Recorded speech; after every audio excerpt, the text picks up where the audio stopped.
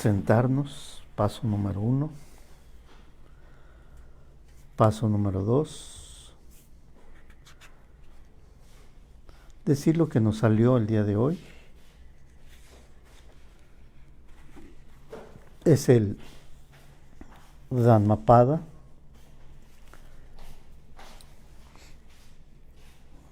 De Buda.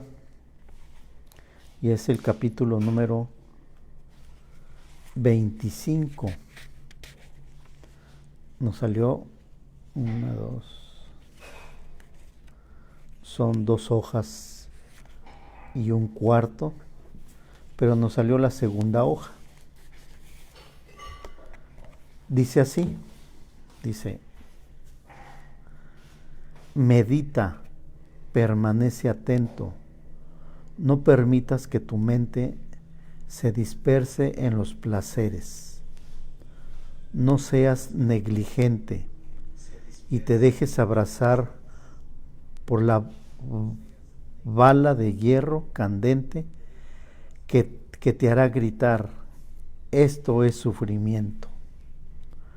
¿Cómo puedes meditar si no tienes sabiduría?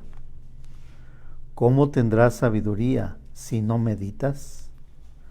Aquel que medita y tiene sabiduría, ese en verdad está próximo al nirvana.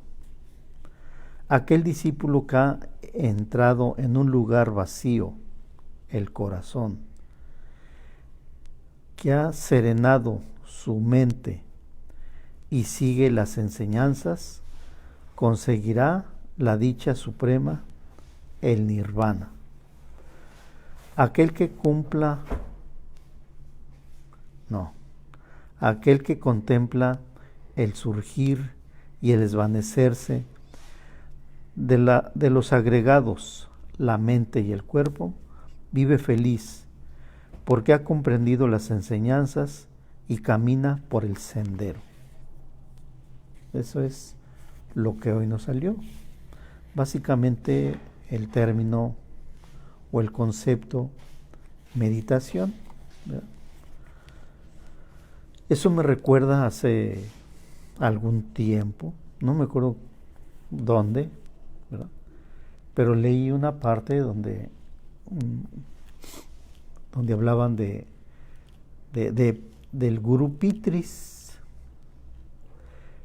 que es término arreglado así diferente, y nos da Pitágoras, el Guru Pitris, ¿verdad? Lo que recuerdo, no sé si recuerde bien, ¿verdad? Pero decía que este personaje, más bien conocido por matemático, por ese teorema pues el teorema de Pitágoras, precisamente, ¿no? Ese que es un triángulo, ¿no? Que dice, este es un cateto, este es el otro cateto, y la línea que une así es la llamada hipotenusa, que los cuadrados, la suma de los cuadrados de los catetos es igual a la hipotenusa al cuadrado, ¿verdad? Eso creo que lo aprendimos a nivel de secundaria, ¿verdad? Bueno, por lo menos yo, tal vez ahora lo estudien en la primaria, ¿verdad? Este Pitágoras, según mal no recuerdo, se iba a los campos de aquellos tiempos, ¿no? De Grecia, ¿verdad? A buscar gente que era atleta, que era muy buen deportista, ¿no? Que brincara muy alto, ¿verdad? Muy largo, ¿no? Que fuera muy rápido, ¿verdad? Que fuera muy fuerte, ¿sí? Y de esos que escogía, no sé cuántos, 10, 20, 5, no sé cuántos escogería, pues que les aplicaba una serie de pruebas de aquellos tiempos, pruebas tal vez intelectuales, tal vez de los conocimientos de aquellos tiempos, ¿no? Que no se comparan con los conocimientos actuales que tal vez un joven, un adolescente de nivel secundaria pues sepa muchísimo más que algún gran personaje histórico del siglo XV, del siglo XVI, del siglo XVII. O sea, me atrevo a decir eso, ¿no?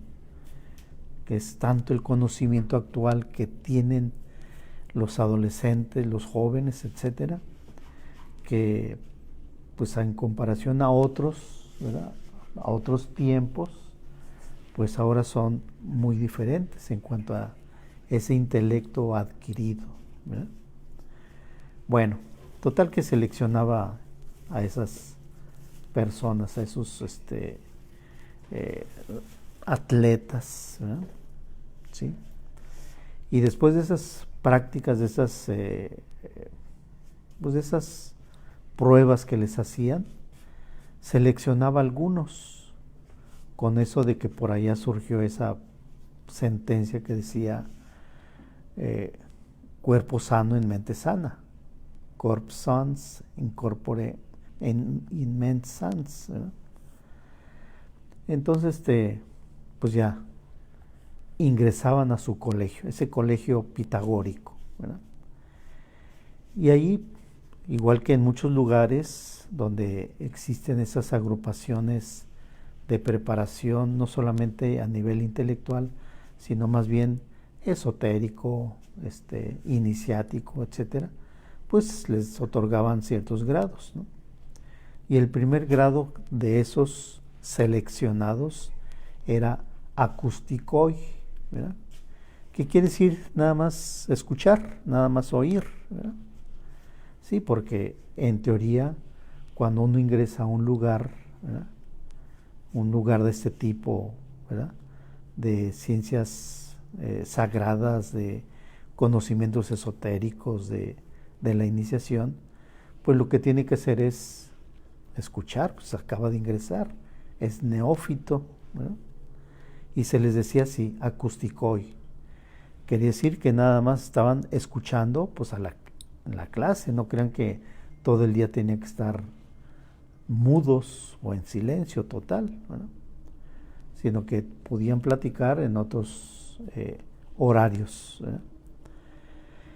¿Y qué es lo que hacían estos atletas, estas personas que habían sido aceptados en este colegio pitagórico? Pues que antes de acostarse, ¿sí?, ya para acostarse, tenían por disciplina, ¿sí?, recordar o evocar ese día que habían hecho, desde el momento que se levantaron. Desde el momento que se levantaron, ¿qué es lo que habían hecho? O sea, hacer una recapitulación, y 3 veces antes de dormir.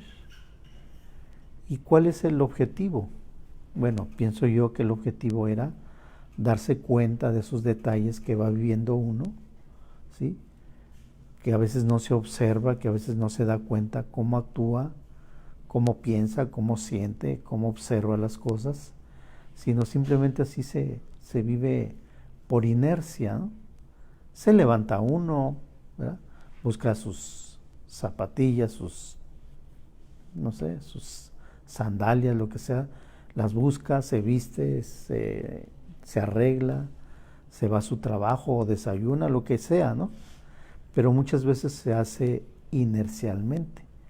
Y el objetivo era que se diera cuenta exactamente qué es lo que hacía en ese transcurso del día. Cómo se portaba, cómo saludaba, cómo respondía, cómo se daba cuenta de las cosas, cómo tomaba las decisiones. Yo creo que eso es muy importante, ¿no? Y eso me recordó lo que les estoy platicando, me recordó al momento de leer esto que salió la lectura de hoy, que decía que medite, ¿no? ¿Sí? Estar atento siempre a lo que sucede en el medio ambiente, porque a veces no nos damos cuenta de eso y seguimos viviendo así en forma de inercia, y a veces sin darnos cuenta de qué es lo que estamos haciendo o cómo lo hacemos, ¿verdad? Es como una especie de reflexión permanente, ¿verdad?, o de una observación permanente de qué es lo que está haciendo uno a cada momento, ¿no? ¿Sí? En teoría es estar consciente de las cosas, ¿sí? Porque normalmente pues hay muchas cosas que son inconscientes, que no se da cuenta la conciencia, porque pues a lo que vamos, ¿no? Vamos a entrar a un lugar. Por ejemplo, es seguro que cuando vamos a un lugar, ¿verdad? Digamos a un salón, a un instituto de yoga, por ejemplo, ¿no? ¿Sí? Llegamos y nos acomodamos, ponemos ahí el tapete, pero como nuestro inconsciente capta absolutamente todo, ¿verdad? El consciente no, muchas veces no, no nos damos cuenta ni cuántos pasos dimos de la entrada a donde estuvimos ahí acomodados, ni cuántas personas hay ahí en el salón, ¿verdad?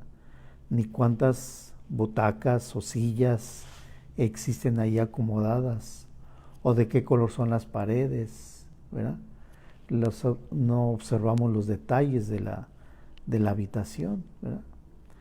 Una vez hice un experimento de unos muchachos que llegaban precisamente a un salón, ¿verdad? ¿Sí? Y llegaron y pues ahí se acomodaron, ¿no?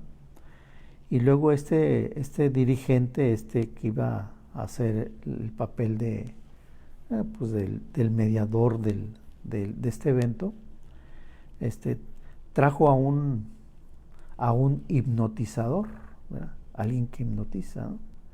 Y les preguntó, díganme 100 detalles de lo que vieron o de lo que observaron desde el momento que entraron hasta este momento que están ustedes sentados aquí.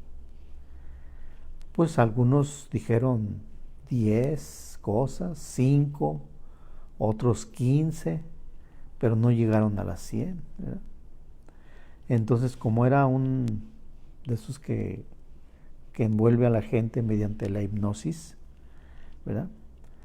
A unos de ellos que se prestaron a ese experimento, sí dijeron 100 cosas, ¿verdad?, que habían visto. Su inconsciente, ¿verdad?, detectó hasta detalles insignificantes que no parece que fueran importantes. Bueno, de hecho no eran tan importantes como les digo, el contar cuántos pasos da uno de la entrada de su recámara a la recámara, de la habitación a la recámara. No sabemos cuántos pasos dimos, pero el inconsciente sí sabe cuántos pasos hubo.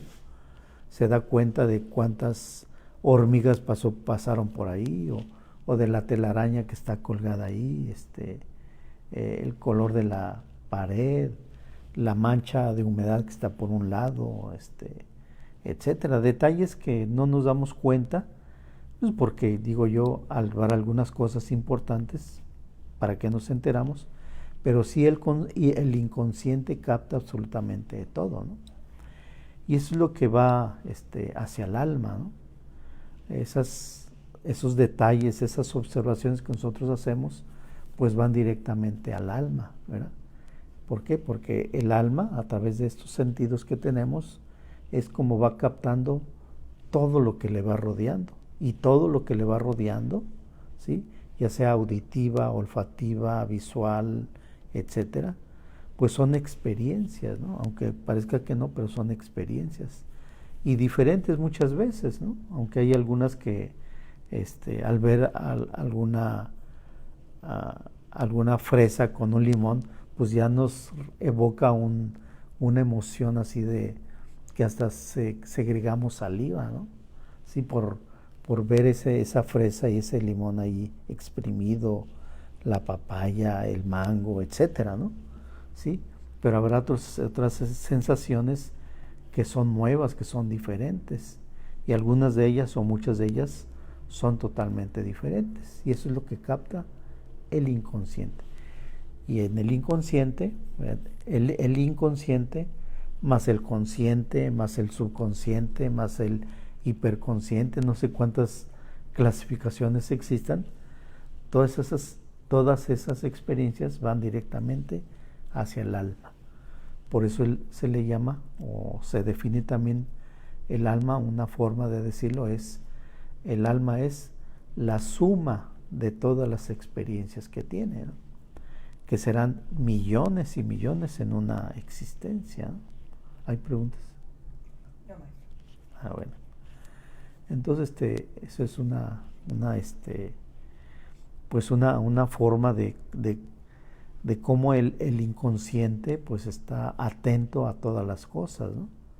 Porque a veces llegamos ahí a la casa y luego ya que nos vamos a salir, ¿y dónde están las llaves? ¿Y dónde dejé las llaves? ¿Y dónde está mi cartera? ¿Y dónde está mi reloj? ¿Dónde lo dejé? Y está uno buscando, ¿no? Pero el inconsciente ya sabe dónde está, pero le juega la broma de que no sabe, ¿verdad? Pero porque hacemos las cosas inconscientemente, ¿no? ¿Sí? Muchas cosas, ¿no? No creo que todas, ¿verdad? Igualmente el sueño, ¿verdad? Es una etapa en la cual pues entra esa subconsciencia en nosotros al momento de dormir, ¿verdad? Y el subconsciente, como es una parte de la mente, pues puede estar soñando, ¿verdad? Pues sueña, ¿verdad? Y sueña la realidad, ¿verdad? La realidad del sueño es una realidad. Aunque nosotros digamos, no, es un sueño, pero el sueño es realidad.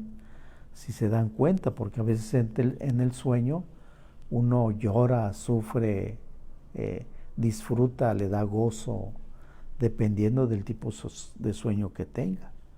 O las pesadillas, ¿no? ¿Sí?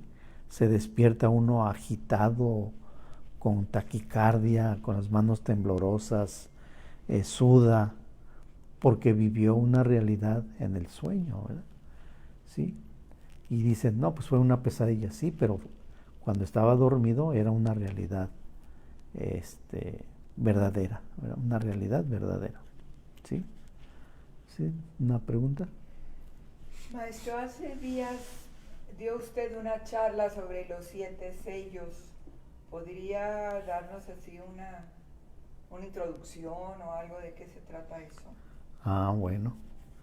Ese día, la charla esta sobre los 7 sellos duró 6 horas. O sea, como en un minuto vamos a desglosar 6 horas, ¿verdad?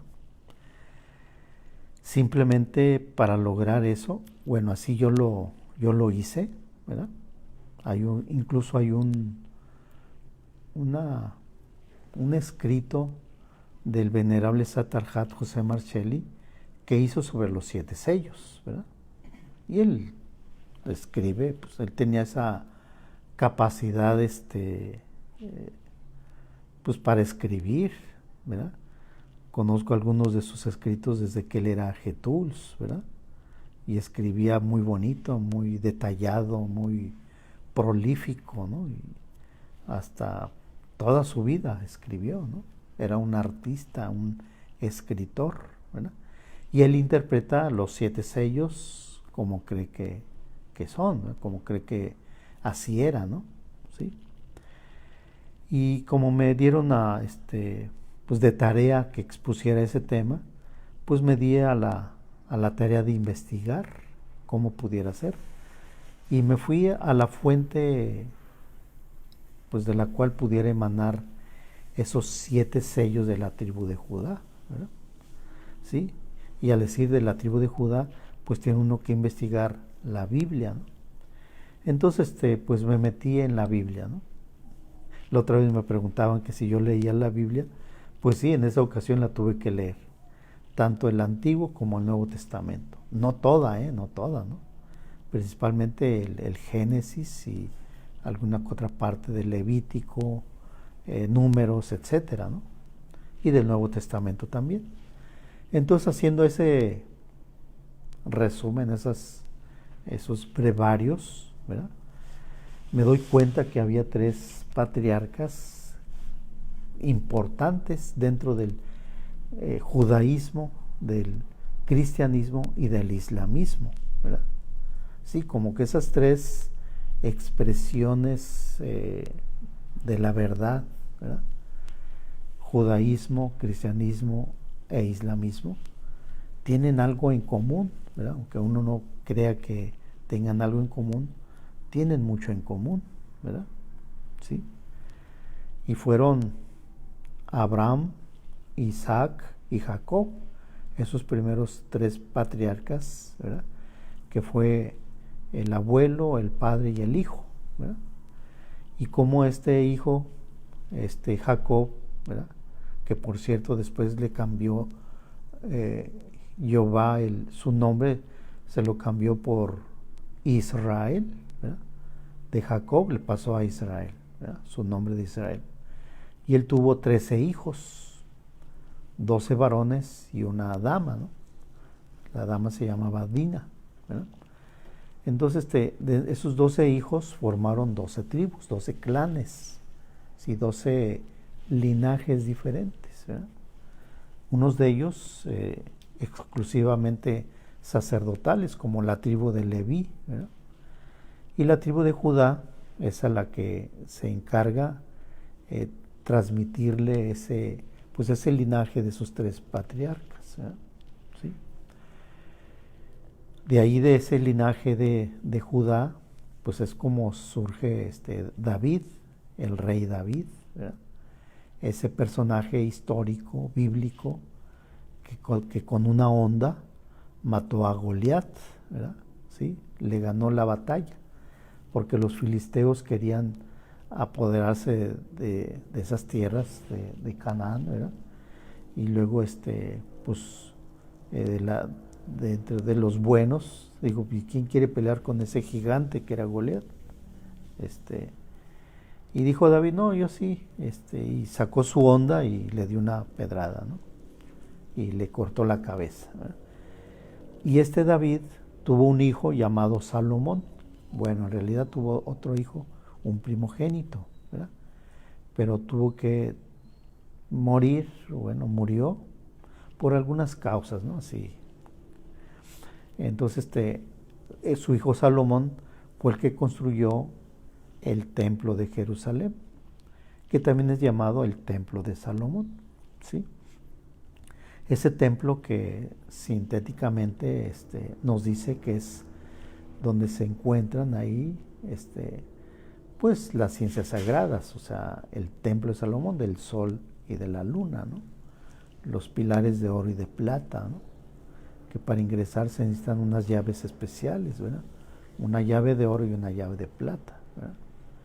¿Sí? Entonces, en ese templo de la sabiduría lo construyó Salomón, y por eso también se le llama el templo de Salomón. Y de ahí es donde empieza uno a vislumbrar que pudiera ser ese linaje, ¿verdad? Que perdura a través de los tiempos, ¿verdad? Y ahí tenemos, por ejemplo, David quería instituir lo que era pues la adoración permanente de Jehová, ¿verdad? A través de los tiempos, ¿no? ¿Sí? Hasta el advenimiento de su Hijo, ¿verdad? Del Cristo, ¿verdad? Y por ahí va esa situación. Entonces, al decir esta palabra de Cristo, pues se refiere a esa pureza, a esa santificación, a esa iluminación que algunos seres humanos alcanzan, ¿verdad? ¿Sí? No creo que nada más uno lo haya alcanzado en los quién sabe cuántos millones de existencia tengamos como seres humanos, ¿no? Tiene que haber varios. Que se ha reconocido uno, pues eso es el que se le reconoce públicamente o así, mundialmente, ¿no? Pero estoy seguro que ha habido varios más, no nada más uno. Y en cualquier otro continente que haya nacido, no necesariamente en el Medio Oriente, ¿verdad? Etcétera, ¿verdad? Entonces, a lo que voy es de que ese linaje permanece por la vía crística, ¿verdad? Que se va transmitiendo de maestro a discípulo y de labio a oído, ¿verdad? Desde hace miles de años, no crean que es apenas, ¿no?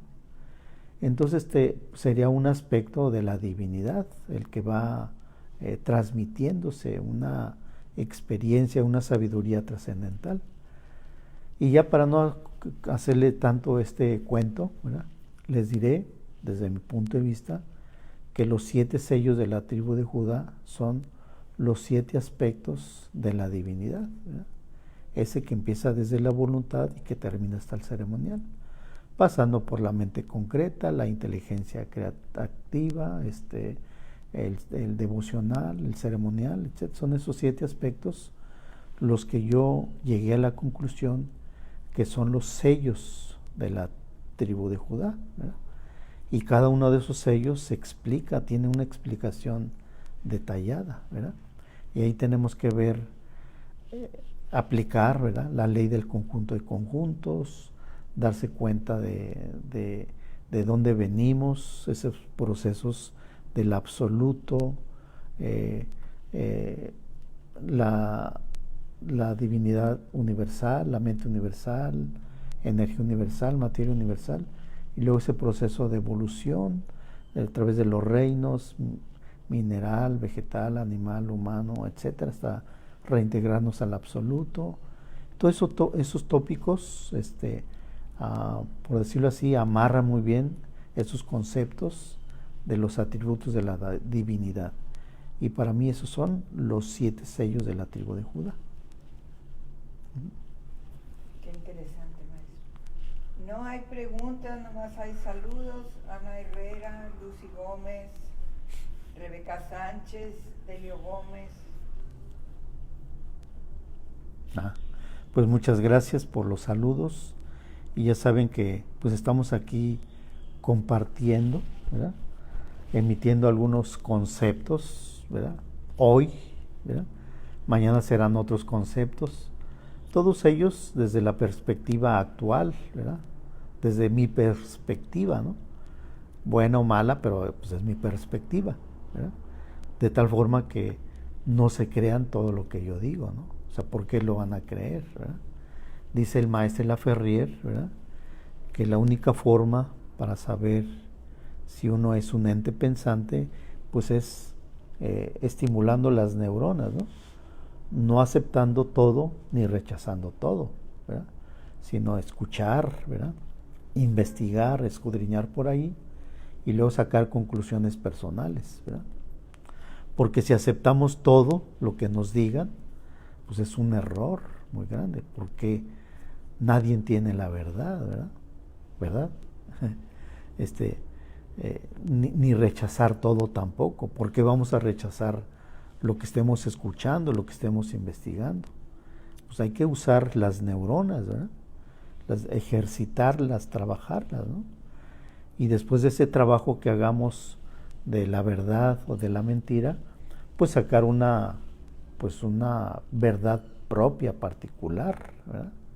Pero no irse con la finta de que esa es la verdad y esa es la mentira, ¿no? O sea, si no hacemos eso, pues el maestro es bien crítico, muy duro a veces en algunos escritos, y habla sobre la condición animal, ¿verdad? ¿Sí? Entonces los animales, según ahí lo que yo entendí en los escritos del maestre, los animales no piensan, ¿verdad?, no razonan, actúan en base a su instinto, ¿no? Y ese instinto pues les hace tener memoria, inteligencia, ciertas actitudes, ¿verdad? Hay algunos que están capacitados para aprender, ¿verdad?, como pues algunas mascotas que se les enseña a dar la patita, a hacerse el muertito, etcétera, pero pues están condicionados, no es porque hayan aprendido por sí solos, ¿verdad?, requirieron un entrenamiento, ¿verdad?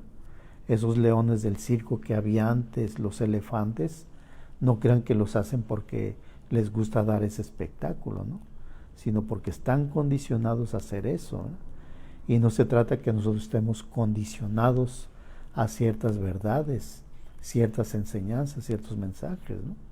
Si aceptamos eso como una enseñanza que escuchamos, una verdad que escuchamos y decimos que es cierto, pues estamos muy equivocados. Bueno, si ya razonamos, si ya discernimos, si ya encontramos otras fuentes y sacamos conclusiones de que esa es la verdadera verdad, pues adelante, ¿no? Pero si a la primera decimos, es cierto lo que me están diciendo, pues eso sí es una equivocación, ¿verdad? Entonces hay que ejercitar el cerebro, ¿verdad? Como entes pensantes que somos, porque nuestra conciencia es la conciencia de la razón, no la conciencia del animal, que es una conciencia instintiva, o una conciencia de las plantas, del reino vegetal, que es una conciencia celular, o una conciencia del mineral, ¿verdad?, que es una conciencia atómica, ¿verdad? Son conciencias. Evolución del ser es la evolución de la conciencia, y la conciencia no evoluciona inconscientemente, ¿verdad? Por ahí escuché eso también. Bueno, Quedan 5 minutos. no sé si hay alguna otra pregunta.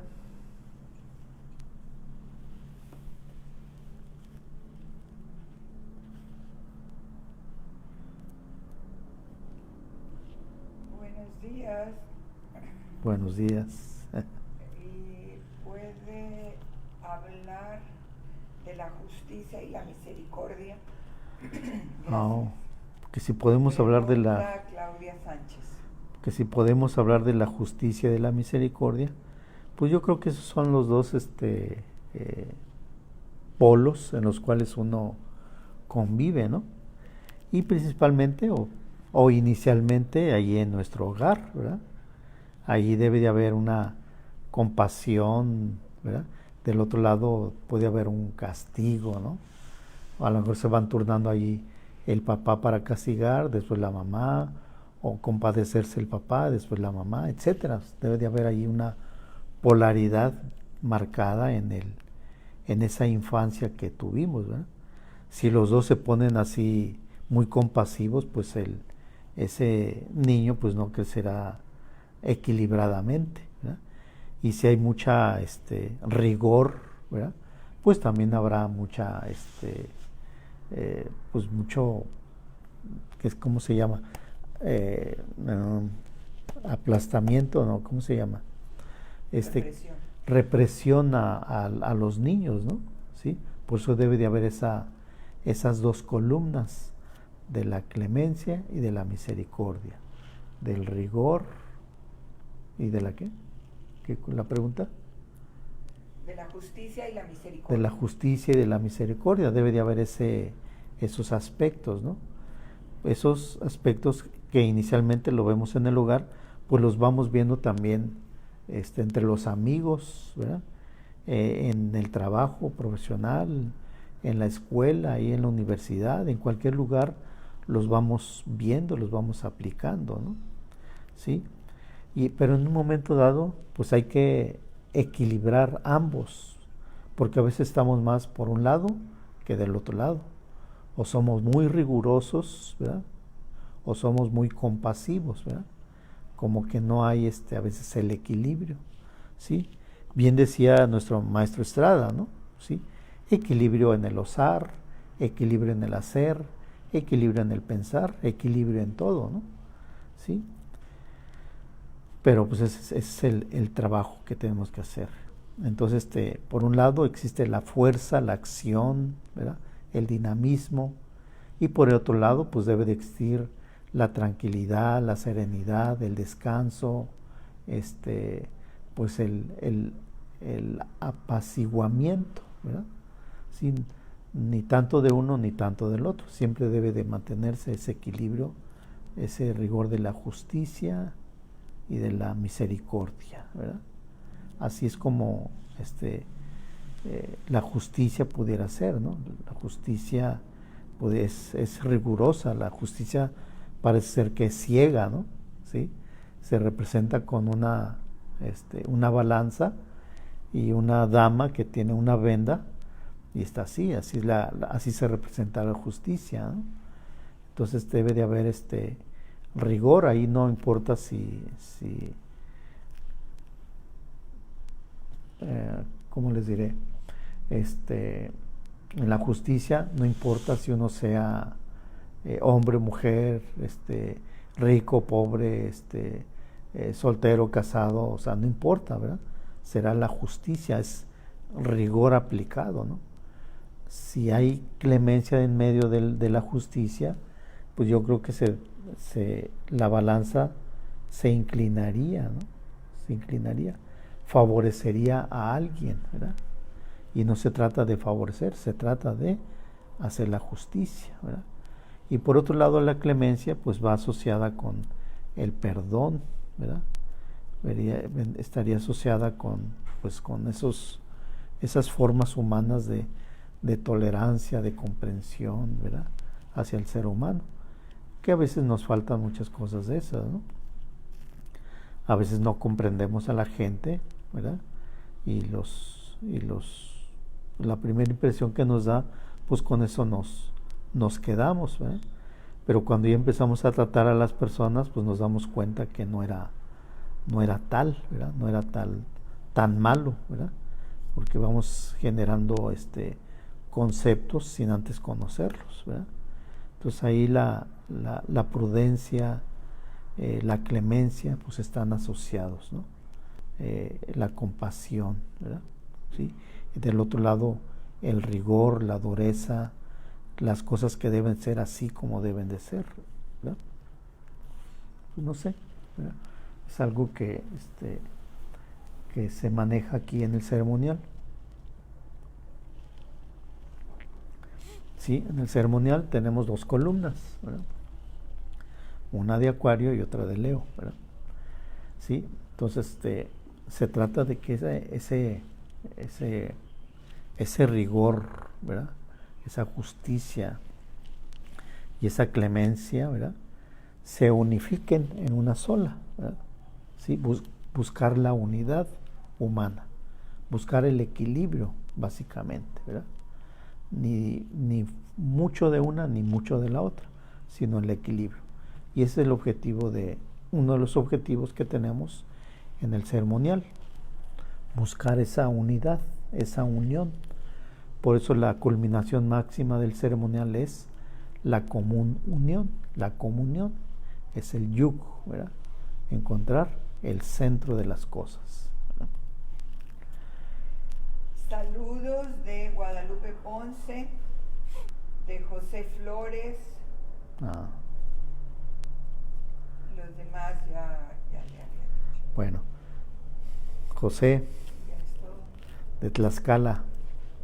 Adelante, José. Mucho ánimo. Bien, pues muchas gracias por estar aquí. Pues vamos a continuar nuestras actividades y no se les olvide cuáles son los objetivos de su vida, ¿verdad? ¿Sí?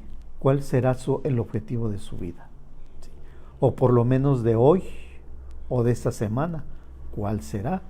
¿Verdad? Analicen, piensen y empezaremos a aplicar esto de la meditación que nos salió hoy, ¿verdad? ¿Cuál pudiera ser el objetivo de nuestra vida? ¿Cuál sería nuestra misión de la vida? Más difícil, mejor algo más pequeño, algo más a corto plazo, ¿verdad? Lucer González, muchas gracias, maestro.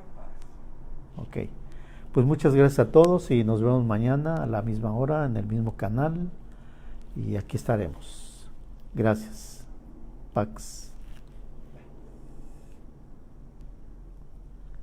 ¿De ahí se apagó o de acá? Ya lo apagó. No, digo, el suyo ya lo apagó.